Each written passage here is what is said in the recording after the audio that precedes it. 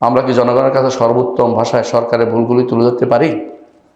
যদি শাসক বা শাসক গোষ্ঠী দুর্নীতিগ্রস্ত হয় তবে কি আমরা এই বিষয়ে কিছুই করব না, নাকি উত্তম ভাষায় শাসককে নসিহত করব? যাদের তা করার সামর্থ্য আছে, যাদের একান্তভাবে বলার সামর্থ্য আছে, তারা বাইরে বলবে না। কথা বুঝছেন? যারা একান্ত ভাষা বলার সমস্যা, তারা বাইরে বলা যায় না, একান্তই বলতে হবে। না শুনলে আমার নবী বলছেন ফাকাদ আদ্দা মা আলাইহি, তার দায়িত্ব সে পালন করেছে। এটা আমার নবীর কথা কিনা, না আমার বানানোর কথা? বলছে তার দায়িত্ব সে পালন করেছে। কথা বলছেন? আর যদি দেখেন যে এইটা আপনি বলার কোনো সুযোগ নাই, তাহলে আপনি কি করবেন? অন্তরে ঘৃণা থাকবে, আর মুখে কি করবেন? ভুলটা তুলে ধরবেন। ভুলটা তুলে ধরবেন। কথা বলছেন কিনা? ভুল কারিকে নয়, ভুলটা তুলে ধরবেন। শাসককে সমালোচনা, মিম্বরে সমালোচনা করার বৈধতা নেই। শরীয়ত বলে তার ভুলগুলি তুলে ধরবেন। বুঝছেন কিনা? আমাদের শাসকরা কি করেছে, এদেশে সমকামিতা কেন প্রমোট করছে, এর বিরুদ্ধে আমরা বলবো, একটা দুইটা তিনটা খুতবা দিব। সুদ কেন চলছে, এর বিরুদ্ধে 10টা খুতবা দিব। কারণ এক শাসক না, সব শাসকে এই কাম করতেছে। এটা আপনি কারো ধরবেন যে ওখানে যায় সে শয়তান হয়। তাহলে এই জাতীয় শয়তানগুলি আপনি কয়টা ধরবেন? আপনি শয়তানি যেটা করছে ওইটার বলেন, হাইলাইট করেন, জনগণকে শুদ্ধ বানানোর চেষ্টা করেন। শাসক শুদ্ধ হলে জনগণ শুদ্ধ হতে হবে না তো। সুদ যেভাবে চলতেছে, আপনি কয়জন শুদ্ধ?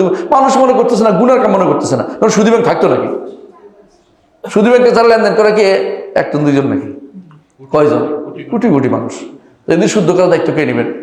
মনে করছেন আপনি বিশ্ব বন্ধ করে দিলে বন্ধ হয়ে যাবে? তা বন্ধ হয় না কিন্তু। ভিতরে ভিতরে তো দাদন চলবে, তো দাদন চলবে। বুঝলেন তো?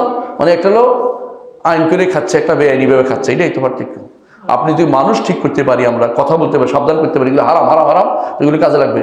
শাসকের আক্রমণ করে দিয়েছেন, দ্বিতীয় দিন আপনার ধরে রাখছে, আপনি মুখ বন্ধ হয়ে গেছে, আপনি কি করলেন? ভালো কাজ করলেন। আপনি সবসময় কি করবেন? ভুলটুকু হাইলাইট করবেন, ভুলকারীকে হাইলাইট করবেন। যদি কোনো সে আপনার অধীনস্থ হয় বা কথা শুনবে এরকম হয়, যারা শুনবে না, যাদের ক্ষমতা আছে, মাথা গরম আছে, ওরা আপনাকে মেরে ফেলতে পারে। আপনি কি লাভ হবে তখন? ইমাম আহমদ ইবনে হাম্বল রাহিমাহুল্লাহ তার সময় শিরকি ভুল করছে। শিরকি ভুল বুঝেন?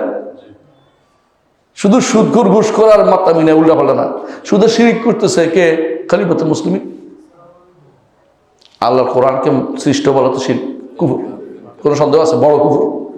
তারপরে ইমাম আহমদ ইবনে হাম্বল বলছে আমিরুল মুমিনিন নসিহত করতেছে, বাইরে শিরকের এর বিরুদ্ধে কথা বলতেছে।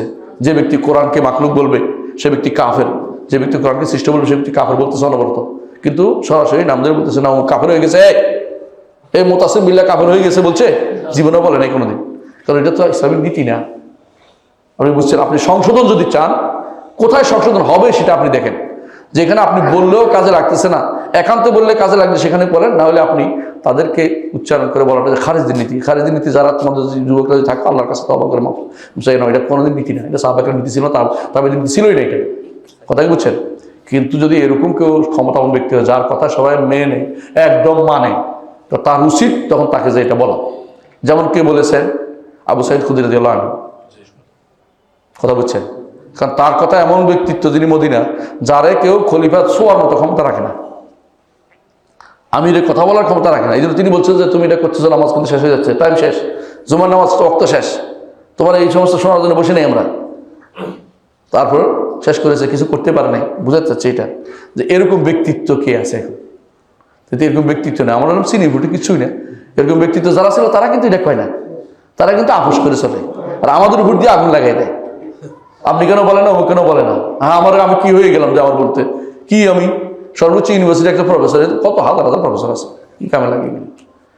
হেদের যারা করতে পারে, কথা বললে শুনবে, হেদের কথা একটা কথা, হেদের জন্য গাড়ি নিয়ে চালাই যায়, হেরা বলে না কেন?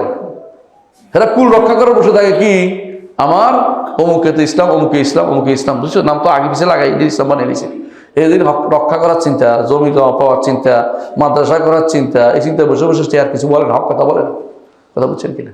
সুতরাং শরীয়তের বিধান হচ্ছে যে, আবারও বলছি, মনে রাখবেন, যে ব্যক্তি একান্তে বলতে পারে তিনি বাইরে বলবেন না, একান্তে বলবেন, তাহলে তারা দায়িত্ব আদায় শেষ। যে ব্যক্তি একান্ত বলতে পারেন না, তার ক্ষমতা নাই, তিনি কি হাইলাইট করবেন? কে ভুলগুলিকে হাইলাইট করে বলতে থাকবেন, বারবার বলতে থাকবেন, তার দায়িত্বের ভিতরে পড়বে। কিন্তু ব্যক্তিকে, তাকে ঘৃণা করবেন মন থেকে, যে সে কি এই অন্যায়গুলি করছে। বুঝে আসছে কথাটা? তারপরে তাকে যদি কোনো রাষ্ট্রপ্রধান হয়, তার জন্য আবার হেদায়েতে দোয়া করবেন, যেন আল্লাহ তাআলা তার হেদায়েত দেয়।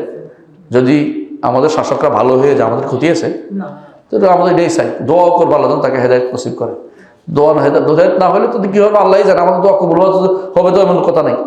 তো এই জন্য আল্লাহ হেদায়েত জীবিত অবস্থায় তার জন্য হেদায়েত দোয়া করা সবার জন্য জায়েজ আছে। কাফেরের জন্য হেদায়েত দোয়া করা জায়েজ নাই আছে।